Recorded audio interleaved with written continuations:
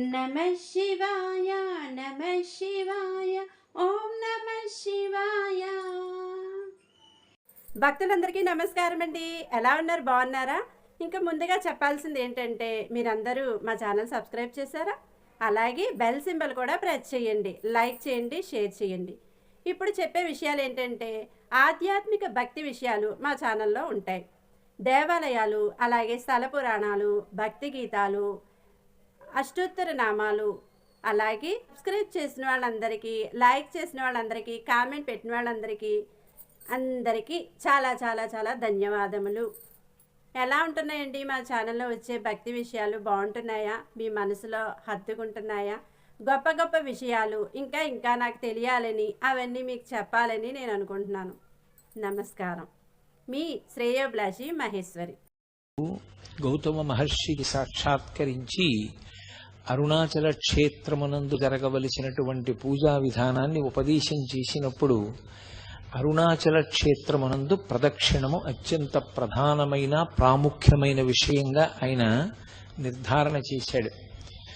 ప్రదక్షిణము అన్న మాటని కొంచెం జాగ్రత్తగా పట్టుకునే ప్రయత్నం చెయ్యాలి. ఎందుకంటే మీరు చూడండి, ఎప్పుడైనా ప్రదక్షిణము అన్నదాన్ని వేరుగా వాడరు. ప్రదక్షిణ నమస్కారాలు అంటారు. ప్రదక్షిణం ఎప్పుడు పూర్తవుతుంది? నమస్కారంతో పూర్తవుతుంది. ప్రదక్షిణము నమస్కారము అవిభాజ్యము, రెండు వేరు చేయడం కుదరదు. క్రియారూపంగా చూసినప్పుడు ప్రదక్షిణం నమస్కారం కన్నా వేరైనప్పటికీ నమస్కారం చెయ్యడానికి యోగ్యమైనటువంటి వస్తువు పట్ల గౌరవ భావమును ప్రకటనం చేయడంలో ప్రదక్షిణం కూడా నమస్కారమునందు అంతర్భాగమైపోతుంది. అసలు ప్రదక్షిణము అన్న మాట ఎందులోంచి ఉద్భవించింది? ఏ భావనలోంచి పుట్టింది అంటే దక్షిణ అంటే కుడి భాగం. మనం కుడివైపు ఏది ఉంచామో అది పరమ పూజనీయమైన వస్తువు, అత్యంత గౌరవమైన వస్తువు అని పేరు, గుర్తు. నేను ఏకకాలమునందు రెండు వస్తువులను పట్టుకోవలసి వచ్చిందనుకోండి, పరమ ప్రధానమైన వస్తువు, గౌరవింపబడవలసినటువంటి వస్తువుని కుడి చేతి వైపు ఉంచుకోవాలి.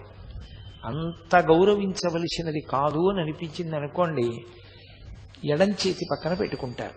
ఒక ఈశ్వరమూర్తిని నా చేతిలో ఎవరో పెట్టారనుకోండి, దాన్ని ఎడం చేతి వైపు పెట్టకూడదు, దాన్ని కుడి చేతి వైపు ఉంచాలి. అంటే అది పూజనీయమైనది. అందుకే పూజ చేసేటప్పుడు భగవన్మూర్తులు ఎప్పుడు ఎదురుగుండా ఉండవు. అసలు పూజ యందు కానీ, దర్శనమునందు కానీ, దేవాలయంలో దర్శనం చేసినప్పుడు కానీ అభిముఖ పూజ ఉండదు. భగవంతుడికి ఎదురుగుండా కూర్చోకూడదు. ఎందుకు కూర్చోకూడదు అంటే ఒక్కటే కారణం, ఈశ్వరుడు పరమతేజోమూర్తి. ఆయన యొక్క స్వరూపమే తేజస్సు, కాంతి. దానికి ఒక లక్షణం ఉంటుంది, అది ఎదుటివారి కాంతిని లాక్కుంటుంది. ఆ లక్షణం ఉన్న కారణం చేత ఈశ్వరుడికి అభిముఖంగా కూర్చుని పూజ చేస్తే తేజస్సు క్షీణిస్తుంది. అందుకని అభిముఖ పూజ లేదు. అద్వైత భావన చేత అంతా ఒక్కటైనా కర్మ చేసేటప్పుడు, క్రియ చేసేటప్పుడు భేదం ఉంటుంది. అందుకని ఈశ్వరుణ్ణి కుడి చేతి వైపు ఉంచుకుని తాను కూర్చోవాలి. ఈశ్వరుడు కుడివైపునుంటే తానెటు కూర్చోవాలి?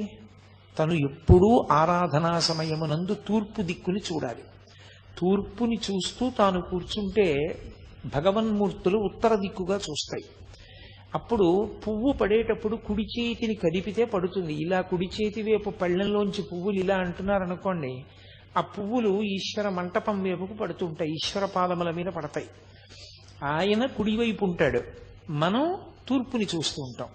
పూజా పరికరములు కుడి చేతి వైపు ఉంటాయి. అసలు ఎడం చేత్తో అందుకోవలసిన అవసరం, ఎడం చేత్తో ముట్టుకోవలసిన అవసరం ఇక ఉండదు. పూజలో ఒక్క కుడి చేత్తోనే చేస్తారు. ఎప్పుడైనా ఏదైనా బరువైనదైతే కుడి చేతితో పట్టుకుని ఎడం చేతి యొక్క బలాన్ని కలుపుతారు తప్ప కుడి చేతితో మాత్రమే ఉపయోగించడానికి కారణం, అవతల ఎవరిని మీరు ఆరాధన చేస్తున్నారో ఆయన పరమ గౌరవనీయుడు. మన జీవితానికి అంతటికీ కూడా ఆయనే ధ్యేయమైన వాడు అని చెప్పడం కోసమని కుడివైపు ఉంచుతారు. మీరు అలా ప్రయత్నం చెయ్యవలసిన అవసరం లేకుండా, అంటే పూజా మందిరం ఏదో మీ కుడి చేతి వైపుకుంది అన్న భావన చెయ్యవలసిన అవసరం లేకుండా మీరు తూర్పుకి తిరిగి కూర్చున్నారనుకోండి, తూర్పుకి తిరిగి కూర్చున్నాడు అంటే సద్భావనతో ఈశ్వరుణ్ణి మనసులో స్మరిస్తూ ఉన్నాడు అని గుర్తు. తూర్పుకి తిరిగి కూర్చుని ఉన్నాడు అనుకోండి, అప్పుడు దక్షిణం మీరు చూడండి, తూర్పుకి తిరిగితే కుడి చేతి వైపు ఏ దిక్కు అన్నాను అనుకోండి దక్షిణం, ఎడం చేతి వైపు ఉత్తరం, వెనక వైపు పశ్చిమం కదా. దక్షిణం అన్న మాట ఎక్కడి నుంచి వచ్చిందంటే, అలా కూర్చున్నటువంటి వాడి యొక్క కుడి చేతి వైపు హృదయం అంటారు. మనం సాధారణంగా గుండెకి పర్యాయపదంగా హృదయస్థానం ఏది అంటే ఎడం చేతి వైపు చూపిస్తాం.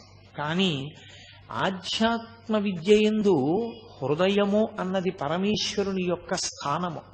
ఆ హృదయము ఎటువైపు ఉంటుంది అంటే కుడివైపుకు అని నిర్ధారించారు.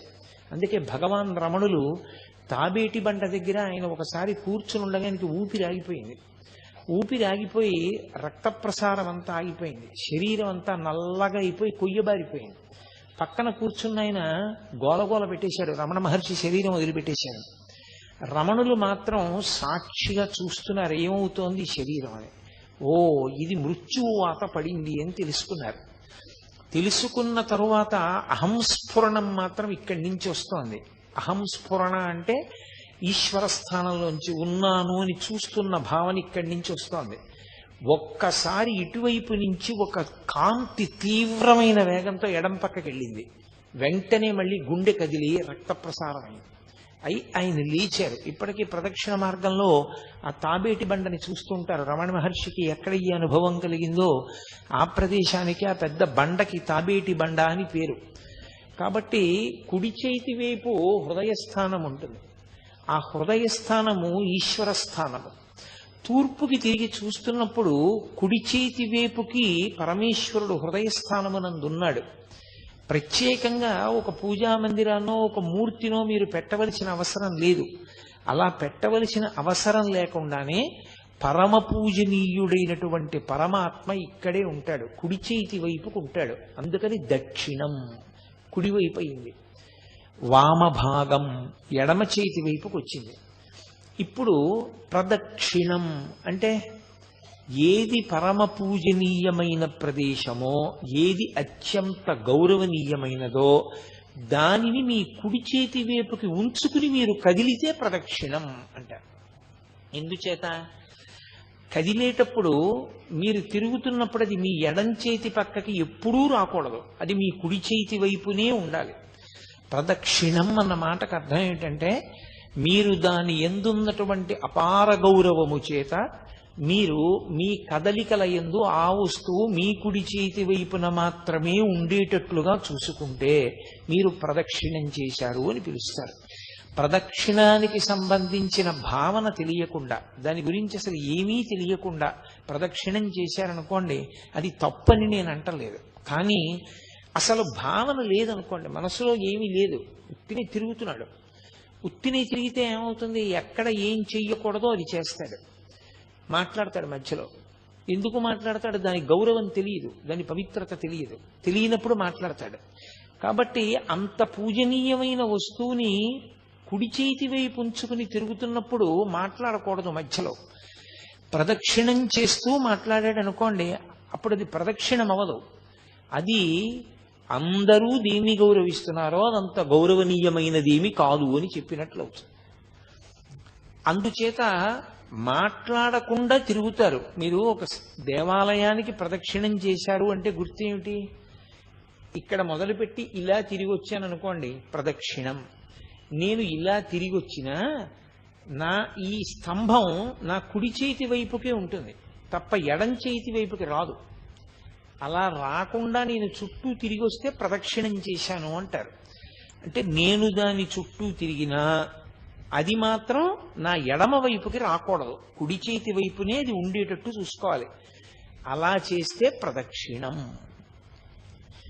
బాగుందండి, ఎందుకు చెప్పినట్టు మాకు ఇదంతా అని ఒక ప్రశ్న వెయ్యొచ్చు మీరు. ప్రదక్షిణం అన్నది ఎప్పుడు కుదురుతుంది? దానికి అంతటా వ్యాపించే లక్షణం లేకపోతేనే మీరు ప్రదక్షిణం చెయ్యగలరు. ఇప్పుడు ఇది ఉంది, ఈ స్తంభం ఇంతే ఉంది, ఇంతే ఉంది కాబట్టి నేను దీని చుట్టూ తిరుగుతాను. ఇది బ్రహ్మాండం అంతా ఆక్రమించింది అనుకోండి, నేను తిరగగలనా? నా వల్ల అవుతుందా తిరగడం? బ్రహ్మాండం అంతా ఇది వ్యాపించేస్తే దీని చుట్టూ నేను ఎలా తిరగను? తిరగలేను నేను, నా సాధ్యం కాదు. ఇంకా శివుడికి మారుపేరు ఉంది, స్థాణుహు అని. స్థాణుహు అంటే కదలనివాడు అని. కదలనివాడు అంటే ఎందుకు కదలడు? జడత్వంతో కదలడా? కొంతమందిని చూడండి, ఏమిరా ఎంత చెప్పినా కదలవేరా, నువ్వు అలా కూర్చుంటావు, నీకేం జడత్వమా అంటారు. ఆయనకి జడత్వముండి కదలనివాడు కాదు, ఆయన కదలడానికి చోటు లేదు. ఎందుకని? నిన్ననే మీతో నేను మనవి చేశా, యజుర్వేదం ఒక మాట అంటుంది, బ్రహ్మాండ వ్యాప్త దేహ అని పిలిచింది ఆయన్ని. బ్రహ్మాండమంతా ఆయన శరీరమై నిండిపోయింది. అసలు నిజానికి శివతను అని అమ్మవారికి పేరు. అమ్మవారు ఈ బ్రహ్మాండములుగా ఉంటుంది, అది శివుడి శరీరం. అమ్మవారు పరమశివుని యొక్క శరీరమై ఉంటుంది, ఆ శరీరము ఈ బ్రహ్మాండము. ఈ బ్రహ్మాండమంతా శివుడైపోతే మీరు ఎలా ప్రదక్షిణం చేస్తారు నాకు చెప్పండి. అసలు ప్రదక్షిణం అన్న మాటకు అర్థమైనా ఉందా? ఇంకా ఎలా తిరుగుతారు? బ్రహ్మాండానికి చుట్టూ తిరగాలి అంటే బ్రహ్మాండానికి ఆవలి మీరు నిలబడాలి. బ్రహ్మాండానికి ఆవల నిలబడి ఏ ఆధారం మీద మీరు దాని చుట్టూ తిరుగుతారు? అప్పుడు ఇక అసలు గౌరవ ప్రకటనం అన్న మాట కానీ ప్రదక్షిణం అన్న మాట కానీ ఎలా సంభవం అవుతుంది? సంభవం కాదు. అంతటా నిండనివాడు పరమేశ్వరుడు కాడు. అంతటా నిండినవాడు పరమేశ్వరుడైతే మీకు ప్రదక్షిణం లేదు కాదు, అవునా కాదా? మీరు ప్రదక్షిణం చేశారంటే వాడు పరమేశ్వరుడు కాడు. ఎందుకని? వాడు అంతటా నిండి లేడు. మీరు ప్రదక్షిణం చేయలేకపోయారంటే వాడు పరమేశ్వరుడు, అంతటా నిండి ఉన్నాడు. మరి ప్రదక్షిణం మనం ఎలా చేస్తున్నాం? మరి గిరి ప్రదక్షిణం అన్న మాట ఎలా వచ్చింది స్కాంద పురాణంలో? అంటే అసలు ప్రదక్షిణం చేసేటటువంటి వానికి ఉండవలసిన మొట్టమొదటి భావన అది. ప్రదక్షిణం చేసేటప్పుడు రెండు చేతులు జోడించి నమస్కరించి ఒక భావన చేస్తారు. ఏమిటా భావన? అంతటా నిండిన పరమాత్మ నేను ఆయన చుట్టూ తిరగడానికి ఆనుకూల్యత వహించి ఒక రూపంగా ఆయన కిందకి దిగొచ్చాడు. తక్కువగా దిగిపోయాడు. ఆయన దిగిపోయి ఇప్పుడు తిరుగు నా చుట్టూ అన్నాడు. ఇప్పుడు తిరుగు నా చుట్టూ అన్నాడు కాబట్టి తిరగగలుగుతున్నారు, లేకపోతే ఎలా తిరుగుతారు? తిరగడం సాధ్యం కాదు. అంతటా నిండిపోయినటువంటి పరమేశ్వరుడు ఒక లింగ రూపాన్ని ధరించాడు. ధరించి తిరుగు నా చుట్టూ అన్నాడు. ఇప్పుడు తిరగగలిగారు. అందుకే భగవాన్ రమణులు కూర్చునుంటే ఒకరు వచ్చి ఆయనకి ప్రదక్షిణం చేశారు. ఏం చేస్తున్నారన్నారు అంటే రమణులతో ఆయన అన్నాడు, మీకు ప్రదక్షిణం చేశానన్నాడు. మీరు నాకు ప్రదక్షిణం చేయగలరా అన్నారు రమణ మహర్షి. ఆయనకి అర్థం కాలేదు. మీరు నాకు ప్రదక్షిణం చెయ్యగలరా అన్న మాటకు అర్థం ఏమిటో తెలుసా? నేను ఆత్మని, నేను శరీరాన్ని కాను. ఆత్మ అంతటా నిండిపోయింది. మీలో ఉన్న ఆత్మ నాలో ఉన్న ఆత్మ కన్నా భేదం కాదు. కానప్పుడు ఒకటైన వస్తువు తన చుట్టూ తాను ఎలా తిరుగుతోంది? ఎలా ప్రదక్షిణం చేస్తారు? పోనీ మీరు నా వద్ద తెలుసుకోవలసిన వారిగా కొంచెం తక్కువలో ఉన్నారు, నేను ఎక్కువలో ఉన్నాను అనుకుంటే, వ్యోమవత్యాప్త దేహాయ దక్షిణామూర్తయే నమః. ఆకాశమంతా నిండిపోయినటువంటి స్వరూపం లాంటి వాడు గురువు. ఆ గురువు చుట్టూ ఎలా తిరుగుతావు నువ్వు? గురువుకి పరబ్రహ్మానికి అభేదం. గురుర్బ్రహ్మ గురుర్విష్ణు గురుర్దేవో మహేశ్వర గురు సాక్షాత్ పరబ్రహ్మ తస్మై శ్రీ గురవై నమః. మరి ఎలా తిరుగుతాం అంటే ప్రదక్షిణం చేసేటప్పుడు ఉండవలసిన మొట్టమొదటి భావన ఏమి అంటే, నా యందు అనుగ్రహంతో అయ్యో వీడు నా చుట్టూ తిరుగుదాం అనుకుంటున్నాడు, నేను బ్రహ్మాండ రూపంగా ఉండిపోతే వీడు నా చుట్టూ ఎలా తిరుగుతాడని సర్వేశ్వరుడు కుదించుకుని ఒక మూర్తి రూపంలోకి వచ్చి నించున్నాడు. వేదాహమేతం పురుషం మహాంతం ఆదిత్యవర్ణం తమసస్తు పారే సర్వాణి రూపాణి విచిత్య ధీరా నామాని కృత్వాభివదన్యదాస్తే అంటుంది వేదం. ఒక పేరుకి దొరికేటట్టుగా మాంసనేత్రము చేత చూడబడడానికి వీలుగా ఆయన దిగి వచ్చాడు. దిగి వస్తే అప్పుడు ఆయన చుట్టూ మీరు తిరగగలరు. అంటే పరమేశ్వరుడి వ్యాపకత్వం ఎంత గొప్పదో సౌలభ్యం అంత గొప్పది. ఆ సౌలభ్యము ఉంది కాబట్టి మీరు ప్రదక్షిణం చెయ్యగలుగుతున్నారు. ఇప్పుడు ఆ సౌలభ్యాన్ని మీరు ఊహించారనుకోండి, మీకు భగవంతుని యొక్క కారుణ్యము అర్థమై ఆయన పట్ల మీకు ఒక గొప్ప అనుబంధం ఏర్పడుతుంది. ఆ అనుబంధంతో మీరు తిరుగుతున్నప్పుడు అసలు నాకు అవకాశం లేదు, ఆయన అవకాశం ఇచ్చాడు. ఆయన అవకాశం ఇచ్చి తిరగరా అంటే నా దృష్టి ఇంకో దాని మీద పెట్టి ఇంకోటి మాట్లాడుతూ ఎలా తిరుగుతాను, ఎలా అపచారం చేస్తాను? కాబట్టి నేను ఆయన మీదే దృష్టి పెట్టి తిరుగుతాను. అందుకని మౌనం వచ్చింది ప్రదక్షిణల్లో. ప్రదక్షిణమునందు మౌనము రావడానికి కారణం ఏమిటి అంటే ఆయన అనుగ్రహము ఉన్నది కనుక. ఆయనకి చీకాకు కలిగిందనుకోండి, నా యథారూపాన్ని పొందుతున్నాను అన్నాడు అనుకోండి, ఇక మీకు ప్రదక్షిణం ఏది? అందుకని ఆయన అనుగ్రహాన్ని నిలబెట్టుకోవడానికి మీరు అంత జాగ్రత్తగా ప్రదక్షిణం చెయ్యాలి. ప్రదక్షిణం చేసేటప్పుడు ఒక నియమం చెప్తారు. ప్రదక్షిణం చేసేవాళ్ళు ఎలా ప్రదక్షిణం చెయ్యాలి అంటే, నూనె బిందె ఒకటి ఒలికిపోయి నేల మీద నూనె పడిపోతే నిండు గర్భిణి ఇంకొక గంటలోనో 2 గంటల్లోనో ప్రసవం అయిపోతుందన్న స్థితిని పొంది ఉన్నటువంటి గర్భిణి స్త్రీ చేతిలో ఒక గిన్నె పట్టుకుని, గిన్నె నిండా తైలంతో ఉన్న పాత్ర పట్టుకుని, అంటే దాని నిండా నూనె పోసుకుని చుక్క కింద పడకుండా నడుస్తోంది అనుకోండి, కింద నూనె, నున్నటి నేల, నిండు గర్భిణి, చేతిలో తైలపాత్ర, ఎంత జాగ్రత్తగా అడుగు వేస్తుందో అంత జాగ్రత్తగా అడుగు వేయాలి. ఎందుకని? లేకపోతే లోపల ఉన్న వాడికి పదఘట్టన ప్రకంపనలు తెలుస్తాయి. అది అపచారమైన పట్ల. ఇప్పుడు ఇందాక నేను గభాలన వేదిక మీదకి వచ్చాను, ఇది ఏమైంది? కింద పడింది. ఎందుకని? నా పదఘట్టనల ప్రకంపనలు ఇది పుచ్చుకోలేకపోయింది, ఇది కింద పడింది. మీరు పదఘట్టనలు చేస్తూ నడుస్తున్నారనుకోండి, చేస్తే లోపల ఉన్న మూర్తికి ఇబ్బంది కలుగుతుంది. అందుకని నిశ్శబ్దంగా ప్రశాంతంగా నడవాలి. భక్తి ఉద్దీపనమైతే భగవన్నామని చెప్పచ్చు. నర్తన చేస్తూ ప్రదక్షిణం చేసేవాళ్ళు ఉంటారు. నృత్య ప్రదక్షిణము అని ఈశ్వరుని యొక్క ఆరాధనా క్రమంలో ఒక భాగం. నృత్యం చేస్తూ ప్రదక్షిణం చేస్తారు, పాట పాడుతూ ప్రదక్షిణం చేస్తారు, సంగీత వాద్యాన్ని మోగిస్తూ ప్రదక్షిణం చేస్తారు, మౌనంగా ప్రదక్షిణం చేస్తారు తప్ప లౌకికమైన మాటలు మాట్లాడుతూ ప్రదక్షిణం లేనే లేదు అసలు. కాబట్టి అసలు మాట్లాడుతూ ప్రదక్షిణం చేశాడు అంటే వాడికి ప్రదక్షిణం గురించి ఏమీ తెలియదు అని గుర్తు. ఎందుకు ప్రదక్షిణం చేస్తారు? ప్రదక్షిణం చేయడం దేనికోసం అంటే నమస్కారం చేయడం కోసం. మీరు ఎక్కడ మొదలు పెట్టారో అక్కడికి తిరిగి వచ్చేసేయాలి, తిరిగి వచ్చి నమస్కారం చెయ్యాలి. ఆ నమస్కారం చేసేటప్పుడు పరమేశ్వర మూర్తి తూర్పుని కానీ పశ్చిమాన్ని కానీ చూస్తే మీరు ఉత్తరానికి తిరిగి నమస్కారం చేయాలి. ఒకవేళ ఈశ్వరమూర్తి ఉత్తరాన్ని కానీ దక్షిణాన్ని కానీ చూస్తే మీరు తూర్పుకి తిరిగి నమస్కారం చేయాలి. తూర్పుని ఉత్తరాన్ని తప్ప మీరు నమస్కారం చేసేటప్పుడు మీరు దక్షిణాన్ని పశ్చిమాన్ని చూడకూడదు, చూడకుండా నమస్కారం చెయ్యాలి.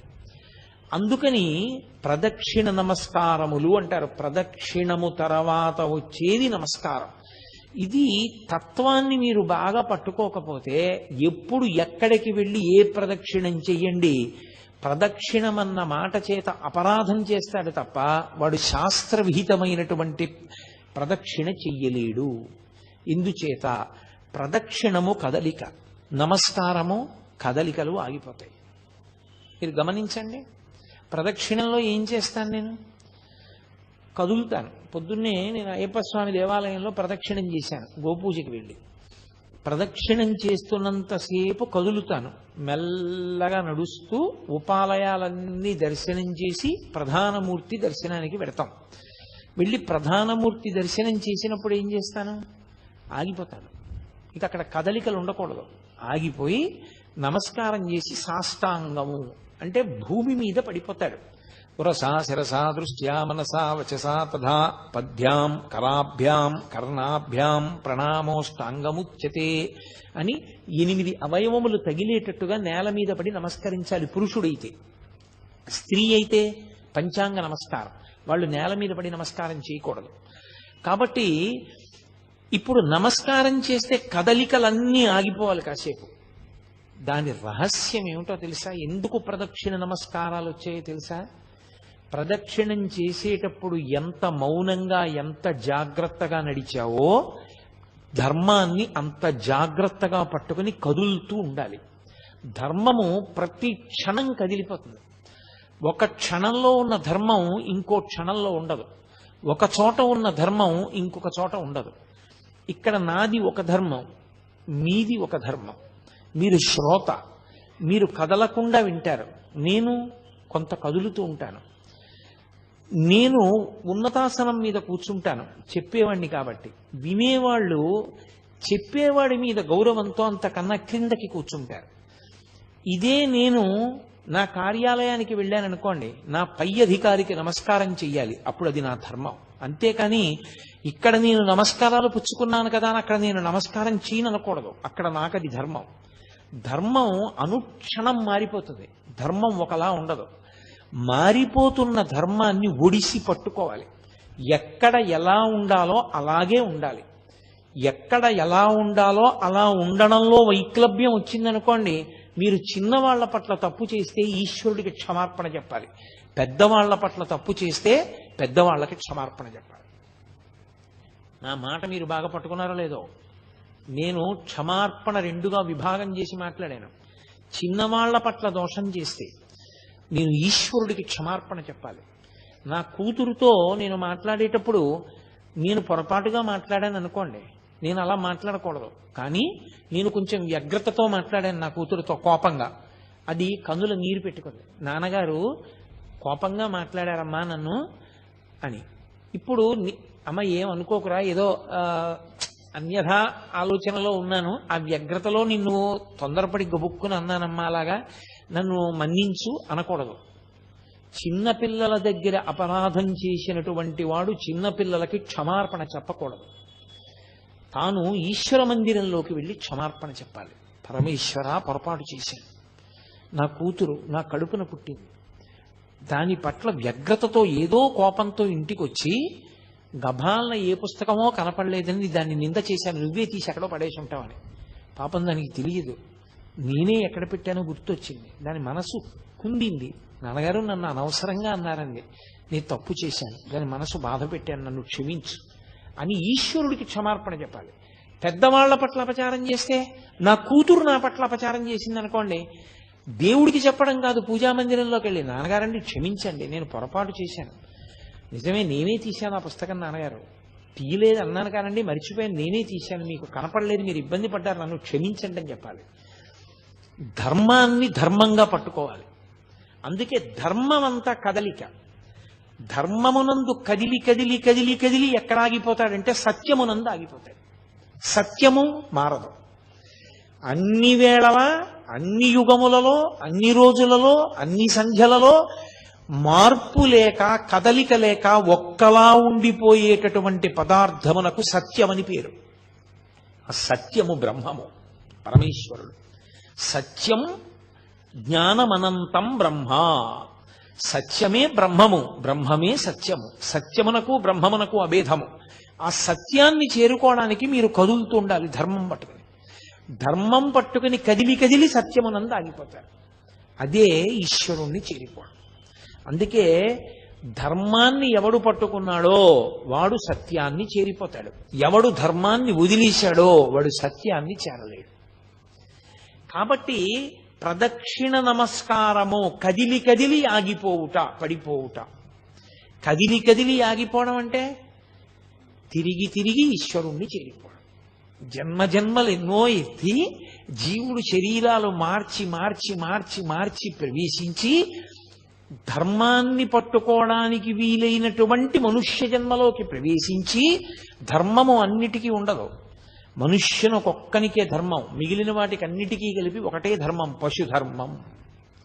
పశుధర్మో నమే ప్రీతిం అంటాడు వ్యాసుడు దేవి భాగవతంలో. పశుధర్మం అంటే దానికి ఏవి ప్రమాణములు ఉండవు. ఆకలేసింది మీరబడి తినేయడమే, తనకన్నా బలహీనమైన ప్రాణి చెనకేయడమే, తనకి కామం కలిగింది తన కడుపున పుట్టినటువంటి దూడైనా సరే దానితో సంభోగించడమే. మనుష్యునకు అలా కుదరదు, ఆయనకి ధర్మం ఉంది. ఎలా పట్టుకోవాలో అలా పట్టుకోవాలి. ఎలా పట్టుకోవాలో చెప్పేది ఎవరు? వేదం. ఇక రెండో పదార్థం లేదు. ధర్మం చెప్పడానికి లోకంలో అధికారం ఉన్నది ఎవరికి? గురువుకి కూడా లేదు. గురువు ఎప్పుడవుతాడంటే అచంచల విశ్వాసము వేదమునందుంటే, వేదం ఏం చెప్పిందో అది చెప్తేనే గురువు తప్ప గురువు గారు చెప్తే ధర్మం అవదు. వేదాన్ని గురువు గారు చెప్పారు కాబట్టి ధర్మం అవుతుంది. గురువు వేదం ఒక్కటే చెప్తాడు, వేదాంతర్గతమైన విషయమును మాత్రమే గురువు చెప్తాడు. అందుకే వేదమే ప్రమాణము, శృతి ప్రమాణం తప్ప వేరొకటి ప్రమాణము కాదు. ఆ వేదము ధర్మాన్ని చెప్పింది. ఇదిగో ఈ తత్వాన్ని పట్టుకుంటే ముందు ప్రదక్షిణం చేయడానికి అధికారం వచ్చిందని గుర్తు. కాబట్టి శివుడు అన్నాడు గౌతమ మహర్షితో, అరుణాచలమునందు ప్రదక్షిణము గొప్పది. ఎందువల్ల? నేను స్థూల శివుడిగా ఉన్నాను ఇక్కడ, నేను ఒక కొండ రూపంలో ఉన్నాను. ఏమిటి అనుగ్రహం దానివల్ల అంటే, అసలు సామాన్యమైనటువంటి ఏ జీవి కూడా నన్ను చేరలేదు ఇక్కడ. నేను అగ్నిలింగాన్ని. కాబట్టి పెద్ద పెద్ద స్ఫులింగములతో అంత పెద్ద అగ్నిహోత్రం జ్వలిస్తోంది అనుకోండి, మీరు పెడతారా నేను పెడతానా ప్రదక్షిణం చేయడానికి? ఎలా సాధ్యం? అసలు ఎవరు వెళ్ళరు. దాని మించి సెగొచ్చిందనుకోండి, గాలి, వేడి గాలి, మాడిపోతాడు. ఎవరు ప్రదక్షిణం చేయగలరు? చెయ్యలేరు. ఆయన ఏం చేశాడంటే ఆ శిలలలోకి లాగేశాడు ఆ అగ్నితత్వాన్ని.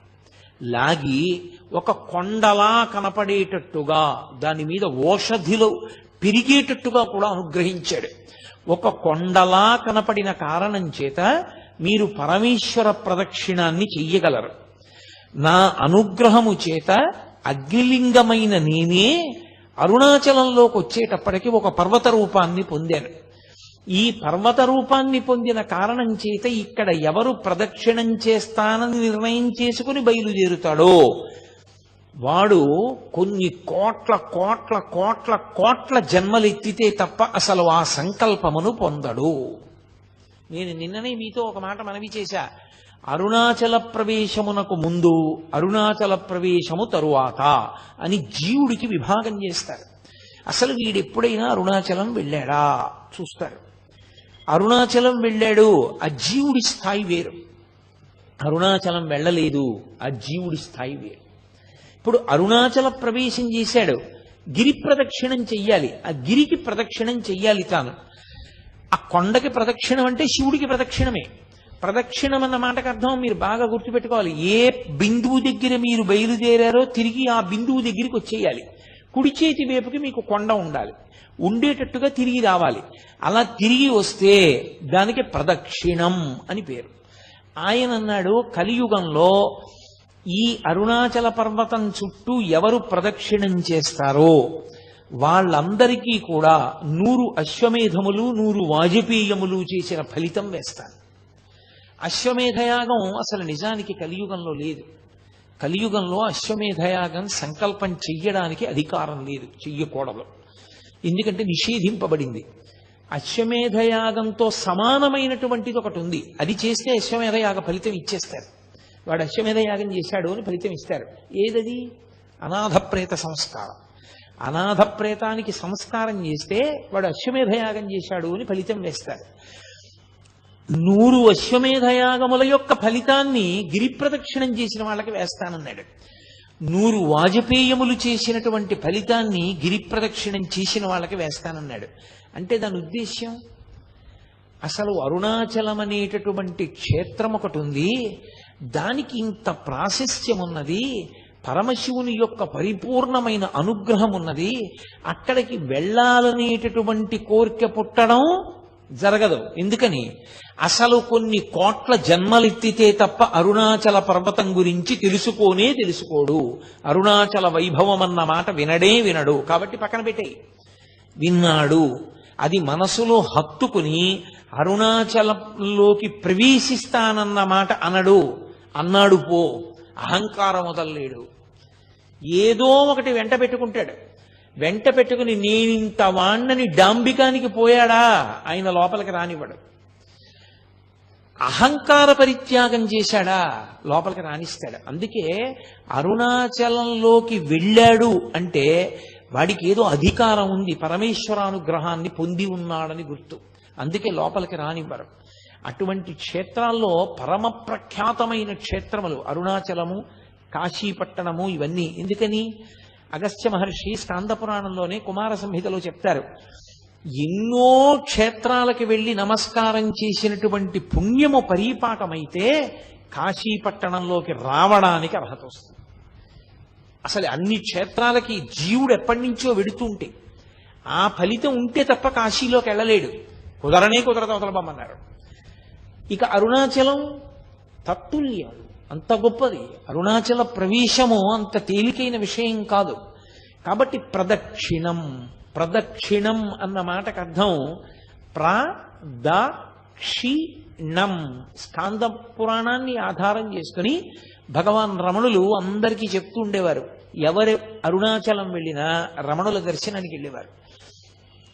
ఆయన అనేవారు, మీరు గిరి ప్రదక్షిణం చేశారా అని అడిగేవారు. చెయ్యలేదు, వెళ్ళండి గిరి ప్రదక్షిణం చెయ్యండి అనేవారు. కొంతమందితో ఆయన గిరి ప్రదక్షిణం చేశారా అంటే వెడుతున్నాం అనేవారు. ఓ 2 గంటల అయ్యేటప్పటికి మళ్ళీ కనపడేవారు. వెళ్ళారా?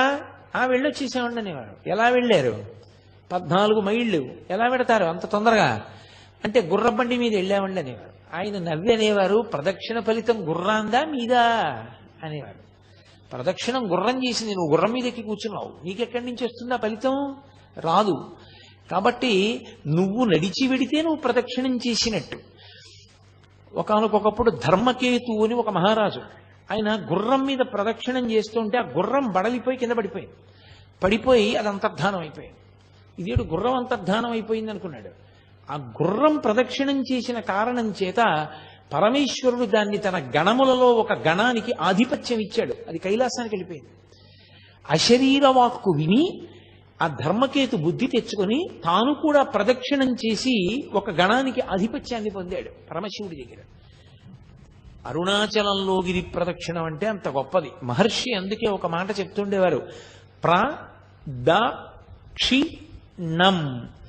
ప్ర అంటే అరుణాచలము అంటే పరమశివుడే. కాబట్టి ఆ శివునికి ప్రదక్షిణం చెయ్యడంలో పాపములు కాలిపోతాయి. ఈ మాటని మీరు కొంచెం జాగ్రత్తగా అర్థం చేసుకోవాల్సిమండి. శాస్త్రంలో ఒక లక్షణం ఉంది, పాపము పరిహారమగుట అన్న మాట ఉండదు. పాపాలు పోవడం అన్నది ఉండదు. మీరు ఒకసారి పాపం చేశారనుకోండి, మీరంటే మనం అనుకోండి, నేను ఏదో ఉపన్యాసం చెప్తున్నాను కాబట్టి మీరు అంటూ ఉంటాను, ఒకరిని ఉద్దేశించి మాట్లాడేటప్పుడు అలా అనడం స్వాభావికమైన విషయం. అంతేగాని అది మీరందరూ పనికి మాలిన వాళ్ళు, నేను ఒక్కడిని పనికొచ్చేవాడిని అని కాదు దాని ఉద్దేశం. ఇన్ బిట్వీన్ ది లైన్స్ అంటారు, అర్థం బద్ధం లేకుండా అలా అర్థం చేసుకోకూడదు ఉపన్యాసాన్ని. మీరంటే నేను కూడా అందులో మనం అని మాట్లాడడం అన్ని వేళలా సాధ్యం కాకపోవచ్చు. ప్రదక్షిణం చేయడంలో పాపనాశనము అన్న మాటకి గొప్పతనం ఎందుకు వచ్చిందంటే, ఒక పాపం చేస్తే ఆ పాపం పోదు, అది అలా ఉంటుంది. అది అలా ఉండి ఫలితాన్ని ఇస్తుంది. పుణ్యం చేశారనుకోండి, పాపం చేశారనుకోండి, పాపం పుణ్యాన్ని కొట్టదు, పుణ్యం ఉంటుంది. పాప పుణ్యములు రెండూ ఏకకాలంలో అనుభవించవచ్చు. ఎప్పుడు? భయంకరమైన పాపములు చెయ్యలేదని గుర్తు ఏమిటంటే, పాపము పుణ్యము ఏకకాలమునందు అనుభవిస్తూ ఉంటాడు. పుణ్యం ఉంది, బోలెడన్ని పళ్ళు పుచ్చుకుంటూ ఉంటాడు. ఎందుకు పుచ్చుకుంటాడు? ఆయన మీద గౌరవంతో పట్టుకొచ్చి ఇస్తూ ఉంటారు పళ్ళు. ఆయనేం అడిగాడని కాదు దాని ఉద్దేశ్యం. కానీ ఆయనకు ఒక పాపం ఉంది గతంలో చేసింది, అది ఆయనకి షుగర్ రూపంలో ఉంది, మధుమేహ రూపంలో. ఆయన ఒక్క పండు తినడం, నవనవనవలాడిపోతున్నటువంటి పళ్ళు, అత్యంత వెలపెట్టి కొనవలసిన పళ్ళన్నీ ఆయన దగ్గరికి వస్తాయి. ఆయన మాత్రం ఒక్క పండు తినలేడు. తినలేకపోవడం పాప ఫలితం. చూసి కూడా అబ్బా ఎంత బాగున్నాయో అనుకుని అక్కడ పెట్టడమే, అది పాప ఫలితం. పుచ్చుకోగలగడం, ఆ గౌరవం పుణ్య ఫలితం. ఏకకాలమునందు అనుభవిస్తున్నాడా లేదా? అనుభవిస్తాడు. అది మహాపాతకం అనుకోండి, అప్పుడు అలా కలపరు, కుదరదు. దాని ఫలితం అది ఇవ్వడం మొదలు పెడుతుంది, దీని ఫలితం ఆగిపోతుంది, పుణ్య ఫలితం ఆగిపోతుంది. ఆగిపోగానే భయంకరమైనటువంటి స్థితిలోకి జారిపోతాడు. ఇదే సుందరకాండలో స్వామి హనుమ చెప్తారు, తదేవ ఫలమన్వేతి ధర్మస్య ధర్మనాశన ప్రాప్తం ధర్మఫలం తావద్భవతా నత్ర సంశయ అంటారు. పాపములను కాల్సరు, పాపం అలాగే ఉంటుంది. విశేషమైనటువంటి ఈశ్వరానుగ్రహము కలిగినటువంటి ప్రదేశములలో ఈశ్వరుడే ప్రమాణం చేశాడనుకోండి, నేను కాల్చేస్తానన్నాడు అనుకోండి, అప్పుడు కాల్చేస్తాడు, అప్పుడు తీస్తాడు. అది జీవుడికి పరమ అదృష్టం. అది ఎలా పోతుందండి? అలా కుదరదు. అలా ఎలా పోతాయి? చేసిన పాపాలేం పోవు, పట్టుకుని ఉంటాయి అలాగా. ఆ పాపములను కాలుస్తారు. ఎప్పుడు? అరుణాచలంలో గిరి ప్రదక్షిణానికి వెళ్ళినటువంటి వాడికి. ఎలా ప్రదక్షిణం? నేను ఇందాక చెప్పినట్టు ప్రదక్షిణం చేస్తే, భగవన్నామం చెప్తూ వెడితే, నృత్యం చేస్తూ వెడితే. మహానుభావులు 1000 కన్నా ఎక్కువ మార్లు అరుణాచలానికి శరీరాన్ని నేల మీద పడేసి దొర్లిస్తూ పొర్లుదండాలు పెడుతూ ప్రదక్షిణాలు చేసిన వాళ్ళు ఉన్నారు. అంత గౌరవంతో ఆ పర్వతానికి పరమశివ స్వరూపంగా ప్రదక్షిణం చేశారు. కాబట్టి అలా ప్రదక్షిణం చెయ్యడానికి నువ్వు ఉపక్రమించి ప్రదక్షిణం చేస్తే పాపములు కాలిపోతాయి. పాపము ప్రతిబంధక స్వరూపం. ఏదైనా ఒక కోరిక తీరకపోవడానికి కారణం ఏమిటంటే పాపమే ప్రతిబంధకంగా అడ్డొస్తుంది. ఇప్పుడు చూడండి, కొంతమంది కాశీ వెడదాం అనుకుంటారు, పాపం అన్నీ సిద్ధం చేసుకుంటాడు, ఇంకా రేపు కాశీ వెడదామనగా ఇవాళ ఏదో ప్రతిబంధకం వస్తుంది, వాడికి దాంట్లోంచి బయటికి రాలేడు, అందులో కాశీ ప్రయాణం ఆపేసుకుంటాడు.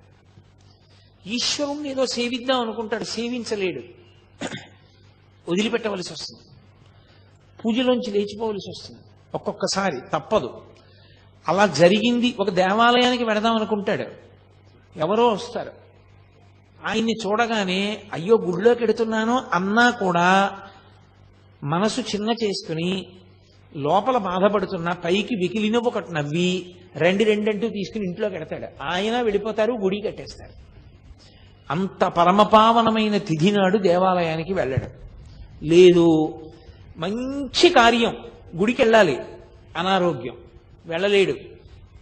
నేను శాస్త్రం చెప్తున్నానని గుర్తుపెట్టుకోండి. మీతో పాపము ప్రతిబంధకమై అడ్డొస్తుంది, మిమ్మల్ని చెయ్యనివ్వదు ఆ మంచి పని. అడ్డుపడి అప్పటికి మిమ్మల్ని అడ్డు పెట్టి తర్వాత తొలగుతుంది, కానీ కాలం దాటిపోతుంది. కాలం ఆగదుగా, కాలం వెళ్ళిపోతుంది. మీరు ఆ పుణ్యాన్ని సంపాదించుకోలేరు. సంపాదించకుండా అడ్డొస్తూ ఉంటుంది. అడ్డుపడినంత కాలం మీ కోరికలు తీరవు. పుణ్యబలం లేదు కాబట్టి మీ కోరికలు తీరే అవకాశం ఉండదు. కాబట్టి ఇప్పుడు పాపము కాలడం అంత గొప్పది. కోరికలను తీర్చుకోవడానికి, కోరికలంటే పనికిమాలిన కోరికలని కాదు నా ఉద్దేశంలో, జీవుడు అభ్యున్నతిని పొందడానికి ఏ కోరికలు మంచివో అటువంటి కోరికలు తీరడానికి అది కారణమవుతుంది. ఇప్పుడు నేను అమెరికా ప్రెసిడెంట్ అవ్వాలని ఒక ఆయన అడిగాడు, నాకు కొడుకు పుట్టాలండి అని ఒక ఆయన అడిగాడు. రెండూ కోరికలే, కానీ ఒక కోరిక పరమ ధార్మికం. మీరు మార్గం చెప్పచ్చు. అయ్యా మీకు కొడుకు పుట్టలేదా, ఓ పని చేయండి, మీకు సంతానం లేకపోతే ఫలానా దేవాలయాన్ని ఆశ్రయించండి అని చెప్పచ్చు. ఎందుకని? అది ధార్మికం, అది ఉండవలసిన కోరిక. సంతానం ఉండాలన్న కోరిక ఎవరికి ఉండదు? సంతానం లేకపోతే ఉత్తరగతులు ఉండవు. కాబట్టి మీరు సలహా చెప్పచ్చు, అమెరికా ప్రెసిడెంట్ ఎందుకు నీకు, అది అడిగిన వాడికి అవతల బొమ్మని చెప్పచ్చు. ఏ కోరిక తీర్చాలో ఏ కోరిక తీర్చకూడదో మనకే వివక్ష ఉన్నప్పుడు పరమేశ్వరుడికి ఉండదు. వాంఛితార్థ ప్రదాయిని, ఏ కోరిక తీరాలో ఆ కోరిక తీరుస్తాడు పరమేశ్వరుడు. దానికి అడ్డొచ్చినటువంటి ప్రతిబంధకాన్ని కాల్చేస్తాడు. అది ప్రదక్షిణంలో ప్ర అంటే పాపము కాలుతుంది, దా ఇచ్చేస్తాడు, ఇప్పుడు కోరిక తీరుస్తాడు. కానీ ఒక ఇబ్బంది ఒకటి ఉంటుంది, క్షి ఒకటి ఉంటుంది వెనకాతల. క్షి అన్న మాటకు అర్థం ఏంటో తెలుసా? ఎప్పుడైనా సరే సంస్కృతంలో క్షకార ప్రయోగం చేశారు అంటే ఒకటే గుర్తు, అది చాలా మిమ్మల్ని ఇబ్బంది పెట్టేది అని గుర్తు. అందుకే సంస్కృతంలో ఏదైనా బాధతో కూడుకున్న విషయం చెప్పాలనుకోండి, అది చాలా కష్టమైన విషయం సుమండి అన్నది చెప్పవలసి వస్తే ఏం చేస్తారంటే క్ష శ్లోకంలో ఎక్కువ మార్లు వాడేస్తారు. వాడేస్తే మీరు ఆ శ్లోకం చూడగానే చాలా కష్టమైన విషయం ఎవరు అనుభవిస్తున్నారు అని మీరు గుర్తుపడతారన్నమాట. క్షితి క్షమా పుష్కర సన్నిభాక్షి యారక్షిత రాఘవ లక్ష్మణాభ్యాం సారాక్షసీభి వికృతేక్షణాభి సంరక్షిత సాంప్రతి వృక్షమూలే అంటారు మహర్షి. అన్నిసార్లు క్ష తిరిగింది అంటే సీతమ్మ ఎంత కష్టంలో ఉందో నువ్వు గమనించు. క్షి పక్కన క్షి వచ్చి కూర్చుంది, పాపం కాలింది, కోరిక తీరింది. ఎప్పటికీ? ఈ జన్మకి. క్షి ఒకటి ఉంది, అది చాలా పెద్దది. ఆ క్షి ఏమిటో తెలుసా? సంచితం. పర్వతాల కింద పడిపోయి ఉంటుంది. అంత పాపం ఏ 70 ఏళ్లలోనూ అనుభవించరా అంటే స్పృహ తప్పిపోతాడని పరమేశ్వరుడు కొంత పుణ్యం కొంత పాపం కలిపి పెట్టి పంపిస్తాడు. ఈ క్షీ వలన ఏమవుతుందంటే వాసనాబలం ఉండి ఏ చిన్న పని చేయనివ్వండి ఫలితం అపేక్షిస్తాడు. నాకు ఈ కోరిక తీరాలంటే అందుకు నేను ఇచ్చేస్తున్నానంటాడు. క్షి ప్రదక్షిణం చేసేటప్పుడు క్షి అన్న మాటకు అర్థం ఏమిటంటే, అన్న అక్షరానికి అర్థం కామ్యముతో కూడిన కర్మ నశిస్తుంది, దాని వలన చిత్తశుద్ధి కలుగుతుంది. కామ్యముతో కూడిన కర్మ అంటే ఏ పని చేసినా నాకేదో రావాలి. ఏమంటే పొద్దున్న గోపూజ చూశాను, కదండి, నాకేమైనా వస్తుందా? వెంటనే ఓ 10 రూపాయలు కలిసి వచ్చేస్తాయా అని అడిగాను అనుకోండి, ఏమవుతుంది? 10 రూపాయలు ఇచ్చేశారు, పరమేశ్వరుడు 10 రూపాయలు అలాగో అలా కలిసి వచ్చేటట్టు చేశాడు. అయిపోయి ఎక్కడికో వెళ్ళారు, కాఫీ తాగారు, మీరు ఇద్దాం అనుకుంటుంటే మీ పక్కవాడు ఇచ్చేశాడు. అయిపోయిందా? మీ 10 రూపాయలు మిగిలిపోయిందా? చాలా ఓ గోపూజ చూసిన ఫలితం ఓ 10 రూపాయలే. అదే ఎందుకు ఆ దిక్కుమాలిన ఫలితం? మీకు ఏం చేసుకుంటాం దాంతో? కామ్యముతో కూడిన కర్మలు చేయుట, ఇది చాలా ప్రమాదకరమైన విషయం. నేను చెప్పినంత తేలిక కాదు సుమండి. మీరు చూడండి, పుణ్యకర్మయే మీరు చేస్తూ వెళ్ళారనుకోండి, రోజు పుణ్యమే, వాడు ఏమి తప్పు చేయడు. కానీ మనసులో మాత్రం ఓ కోరిక, ఈ పుణ్యం అంతా నేను అనుభవించాలి, ఈ పుణ్యం అంతా అనుభవించాలి. ఇంత పుణ్యం చేసేసాడు, విపరీతంగా చేసేసాడు, చచ్చిపోయాడు, అయిపోయింది, ఈ శరీరం పడిపోయింది. ఏం చేయాలి పరమేశ్వరుడు? ఆ పుణ్యం నన్ను అనుభవింపచేయి, నా పుణ్యం అనుభవింపచేయి, ఆ పుణ్యానికి ఫలితం అని అడిగాడు కాబట్టి ఆ పుణ్యం అంతా అనుభవింపచేయాలా? ఇప్పుడు అనుభవింపచేయడానికి ఆయన ఏం చేస్తాడంటే, మిమ్మల్ని ఓ చక్రవర్తిని చేస్తాడు.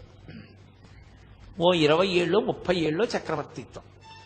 బయటికి వస్తే వందిమాగదులు, పల్లకీలు, అంతఃపురాలు, భద్రగజాలు, విపరీతమైనటువంటి పేరు, ఐశ్వర్యం. ఇదంతా ఎక్కడిది? 80 ఏళ్ళు చేసిన పుణ్యం 20 ఏళ్ల చక్రవర్తిత్వంలో అయిపోయింది, సున్నా. నువ్వు పుణ్యాన్ని అనుభవించేయడంలో పోతుంది సుఖంగా. కాదు, నేను ఎందుకు చేస్తున్నానో తెలుసా ఈశ్వర? నేనేదో ఈ పుణ్యాన్ని ఫలితంగా అనుభవించడం కోసం కాదు, నాకు చిత్తశుద్ధినియ్యి, నిష్కామ కర్మ చేస్తాను, నాకు ఏ కోరిక లేదు. నేను ఎందుకు నిన్ను సేవిస్తున్నానంటే, నిన్ను సేవించకుండా ఉండలేక ఇన్ని మాటలు, మళ్ళీ ఇప్పటికి ఎన్ని మాటలు పుట్టానో, ఎన్ని మాటలు చచ్చిపోయానో, ఇంకా వద్దు, ఇక నాకు పుట్టాలని లేదు, ఇక చావాలని లేదు, ఈశ్వర మార్గం చూపించు అని అడిగారు అనుకోండి, ఈ జన్మలో కాకపోతే కనీసం కొద్ది జన్మలలో పూర్తయిపోతుంది. ఎలా అయిపోతుంది అంటే, చిత్తశుద్ధితో కూడినటువంటి స్థితి వలన జ్ఞానము కలుగుతుంది, ఆ జ్ఞానము వలన మోక్షం వస్తుంది. మోక్షం అంటే ఈశ్వరునిగా నిలబడిపోవుట, తన తత్వము, ఆత్మతత్వము ఎరుకలోనికి వచ్చుట, అనుభవములోనికి వచ్చుట, అద్వైత స్థితి అంటారు. అది నిష్కామకర్మ చేత చిత్తశుద్ధి కలిగి నా పునరావృత్తి ఆగిపోవుట, ఇక పుట్టడు. అది ఈ జన్మలో అవ్వచ్చు, కొద్ది జన్మలలో అవ్వచ్చు, కానీ ఆగుతుంది, అటువైపుకి నడుస్తాడు. ఈ 4గింటిని ఇవ్వగలిగినది కనుక ప్రదక్షిణం, అందుకొచ్చింది ఆ మాట. కాబట్టి అది చిన్న చిన్న కోరికలు కోరుకుని ప్రదక్షిణం చెయ్యకు, నీకు అద్భుతమైన స్థితిని కల్పించగలదు. అందుకని నిష్కామముగా ఏ కోరిక లేకుండా ఆ క్షేత్రంలో స్థూల శివుని యొక్క రూపంలో ఉన్నటువంటి కొండకి గిరి ప్రదక్షిణం చెయ్యి అని. కాబట్టి ఆ ప్రదక్షిణ తత్వము అంత గొప్పదై కూర్చుంది. ఈ ప్రదక్షిణం చేయడంలో ఏ కారణానికి చేయనివ్వండి, బుద్ధి ఉందనుకోండి, ప్రదక్షిణ తత్వం అర్థమవుతుంది. ఒక్కొక్కసారి బుద్ధి ఉండదు, ఆ ప్రాణికి తనంత తానుగా బుద్ధి ఉన్న ప్రాణి కాదు, కానీ అది ఎందుకో పరిగెత్తింది కొండ చుట్టూ.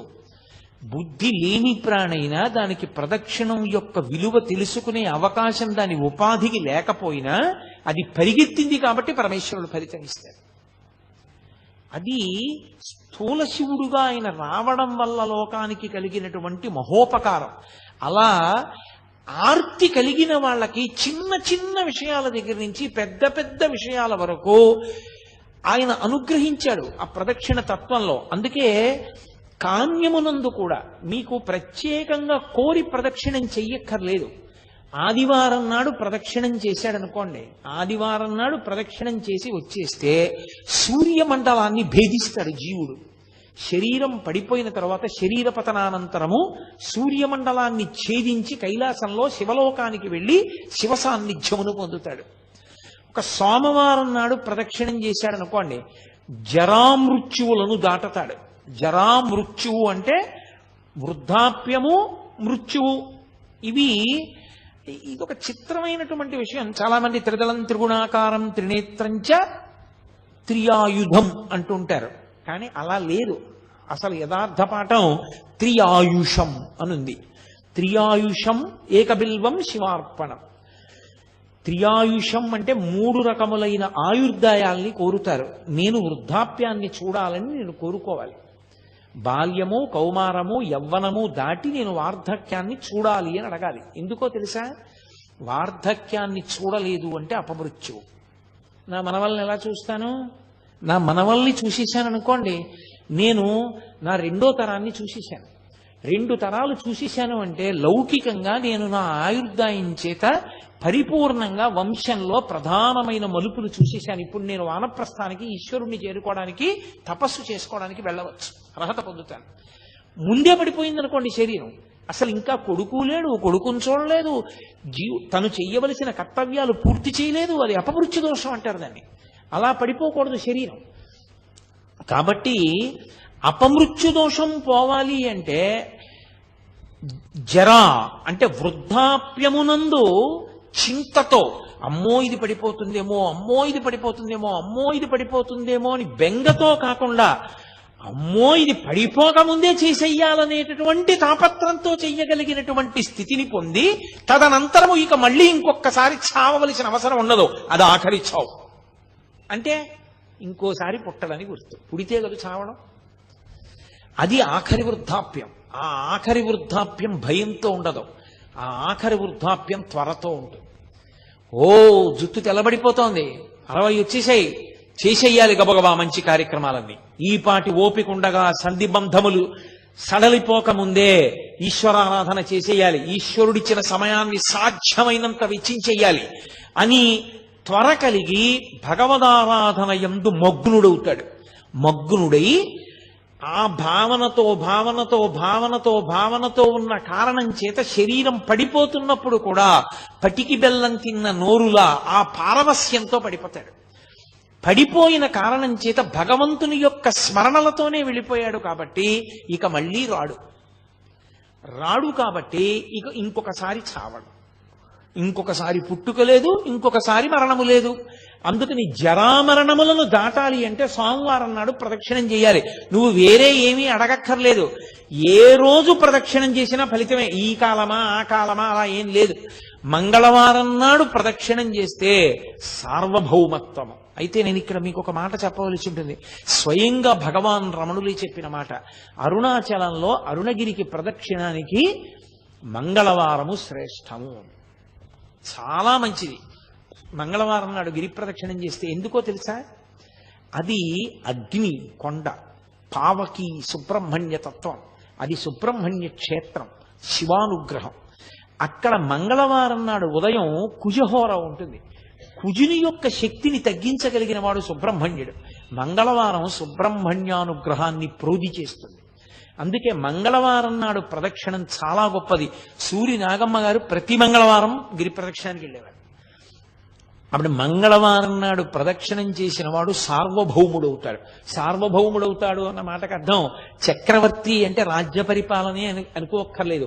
భక్తి సార్వభౌముడు కావచ్చు, వైరాగ్య సార్వభౌముడు కావచ్చు, జ్ఞాన సార్వభౌముడు కావచ్చు.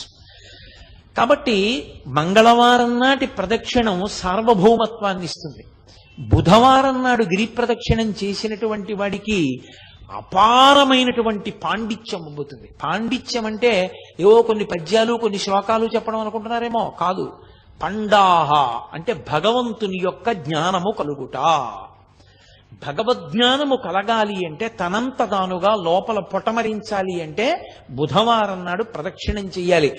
గురువారం నాడు నియమంగా అరుణాచలానికి ప్రదక్షిణం చేసిన వాడు లోకగురువు అవుతాడు.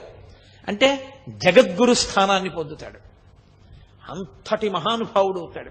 అంటే బహుశః లోకం కోసం పుట్టిన కారణజన్ముడే తప్ప కర్మ అనుభవించడానికి పుట్టిన జన్మ కాదది. అటువంటి స్థితిని పొందుతాడు. శంకర భగవత్పాదులు, ఒక చంద్రశేఖరేంద్ర సరస్వతి మహాస్వామి వారు, ఒక చంద్రశేఖర భారతీ మహాస్వామి వారు, నృసింహ భారతీ మహాస్వామి వారు, వీళ్ళందరినీ జగద్గురువులు అంటారు. ఆ జగద్గురు స్థానాన్ని అలంకరిస్తాడు. అది గురువారం నాడు జరిగేటటువంటి. ఇక శుక్రవారం నాడు అపార సంపత్తి, ఇహమునందు విశేషమైనటువంటి ఐశ్వర్యాన్ని పొంది అంత్యమునందు విష్ణుపథాన్ని పొందుతాడు. విష్ణుపథం అంటే వైకుంఠం. వైకుంఠాన్ని పొందుతాడు. అది శుక్రవార ప్రదక్షిణ. శుక్రవార ప్రదక్షిణంలో సంపత్తి అన్న మాట నేను వాడినప్పుడు ఎంత డబ్బు వస్తుంది అండి అని నన్ను అడక్కండి. సంపత్తి అన్న మాటకు అర్థం ఏమిటో తెలుసా? తృప్తి. నాకున్న దాంతో నేను తృప్తిగా ఉండడమే ఐశ్వర్యం. ఐశ్వర్యము అన్న మాటకు అర్థం ఏవో ఉంటే సంతోషం అయితే నీ జన్మలో సంతోషం అన్న మాటకు అర్థమే ఉండదు. ఎన్ని తెచ్చి నీ దగ్గర పెట్టినా నీకు ఇంకా లేనిదోటి ఉంది. నీకు ఏది ఉందో దాన్ని చూసుకుని మురిసిపోవడం నీకు అలవాటైతే నిన్ను మించిన ఐశ్వర్యవంతుడు ప్రపంచంలో లేడు. కౌపీనవంత కలు భాగ్యవంత అంటారు శంకరాచార్యుల వారు. గోచీ పెట్టుకున్న వాడంత ఐశ్వర్యవంతుడు ఎక్కడున్నాడన్నారు. అన్నీ వదిలి విచాలని వాడు సంతోషంగా గోచీ పెట్టుకు తిరుగుతున్నాడు. ఇన్ని పట్టు పీతాంబరాలు కట్టుకున్నా ఏదో లేదని వీడు ఏడుస్తూనే ఉన్నాడు. అందుకే చక్రవర్తులు కూడా అన్నీ విడిచిపెట్టిన ఋషుల ఆశ్రమానికి వెళ్ళి కూర్చుని శాంతి పొందేవారు. వాళ్ళు అన్ని విడిచిపెట్టి శాంతి పొందారు. అన్ని ఉండి అశాంతిలో వీడుంటాడు. శాంతి ఐశ్వర్యం. అందుకే మనకి సనాతన ధర్మంలో ఏం చేసినా ఓం శాంతి శాంతి శాంతి అని పూర్తి చేస్తారు. శాంతిని మించిన పరమైశ్వర్యం, తృప్తిని మించిన పరమైశ్వర్యం లోకంలో ఇంకోటి లేదు. నాకు ఈశ్వరుడు ఇవ్వలేదని ఏడిచేవాళ్ళు చాలా మంది ఉంటారు. నాకు ఈశ్వరుడు ఏమివ్వలేదని అడిగేవాడు కోట్ల కోట్ల మందిలో ఒక్కడే ఉంటాడు. అలా అడగగలగాలి అంటే వాడు నిత్యతృప్తుడై ఉండాలి. వాడు బ్రాహ్మణుడు. వాణ్ణి మించిన బ్రాహ్మణుడు లేడు. అందుకే వ్యాసుడు దేవి భాగవతం చెప్తూ పరమేశ్వరుడు కూడా ఎవరి పాదములకు నమస్కరిస్తాడని అడిగాడు. అడిగి సంతోషోహి ద్విజన్మనాం, నాకు ఇది కావాలన్న కోరిక మనసులో లేకుండా, ఎప్పుడు నాకు అసలు ఏం లేదన్న దాని మీద దృష్టి లేకుండా, నాకు ఈశ్వరుడు ఏమివ్వలేదని మురిసిపోయేవాడు ఎవడున్నాడో అటువంటి బ్రాహ్మణుడి పాదములు కడిగి ఆయన పాదములకు నేను నమస్కారం చేస్తానన్నాడు పరమేశ్వరుడు. కాబట్టి యతీనాం భూషణం జ్ఞానం సంతోషోహి ద్విజన్మనాం ఉద్యమం శత్రుహననం భూషణం భూతిమిచ్చతాం అన్నాడు ఆయన. కాబట్టి అది ఐశ్వర్యం అంటే. కాబట్టి ఇహమునందు సంపత్తి, విష్ణుపథమునందు స్థానము. శుక్రవారం నాడు ఆ గిరికి ప్రదక్షిణం. అలాగే శనివారం నాడు చేస్తే గ్రహపీడా విముక్తి. మీరు ఒక్క మాట చాలా జాగ్రత్తగా జ్ఞాపకం పెట్టుకోవాలి. గ్రహపీడా విముక్తి అన్న మాటకు అర్థం ఏమిటో తెలుసా అండి? ఆ గ్రహం మిమ్మల్ని బాధించడం మానేస్తుంది అని కాదు. మరి ఇంకెందుకండి గ్రహపీడా విముక్తి అని మీరు నన్ను అడగచ్చు. గ్రహములకు ఈశ్వరత్వము లేదు. గ్రహములకు ఈశ్వరత్వం లేదు. అందుకే నేను మీతో ఒక మాట చెప్తాను. ఒక దేవాలయంలో అనేకమైన దేవతామూర్తులు, నవగ్రహ మంటపం, గోపూజ జరుగుతున్నాయి అనుకోండి. మీరు ఏదైనా మరిచిపోవచ్చేమో కానీ గోవుకి ప్రదక్షిణం చేయకుండా మీరు వెళ్ళకూడదు. ఒక దేవాలయానికి ఎదురుగుండా ఒక ఆవు మేస్తోంది అనుకోండి, మీరు గుళ్ళోకి వెళ్ళడం ముఖ్యమా, ఆ గోవుకి ప్రదక్షిణం చేయడం ముఖ్యమా అంటే గుళ్ళోకి వెళ్ళడం కన్నా గో ప్రదక్షిణం ముఖ్యం. మీరు గుళ్ళోకి వెళ్ళి గోవును వదిలేసి వెళ్ళారనుకోండి, ఈశ్వరుడు కూడా అనుగ్రహించాడు. గో ప్రదక్షిణమే గొప్పది. దిలీప చక్రవర్తి వృత్తాంతం లేదు? గోవును దాటిడితే ఏమయ్యాడు? గోవుకి ప్రదక్షిణం చెయ్యాలి. నవగ్రహ మంటపానికి ప్రదక్షిణ వదిలేశారనుకోండి, ఉపద్రవం రాదు. ఎందుకో తెలుసా? గ్రహములకు ఈశ్వరత్వము లేదు. కొంతమంది పొరపాటున శనీశ్వరుడు అంటుంటారు. శనీశ్వరుడు అన్న మాట లేదు. శనైశ్చరుడు. శనైహి చరహ. మెల్లగా మెల్లగా నడుస్తాడు ఆయన. అందుకని ఆయనకి శనైశ్చరుడు తప్ప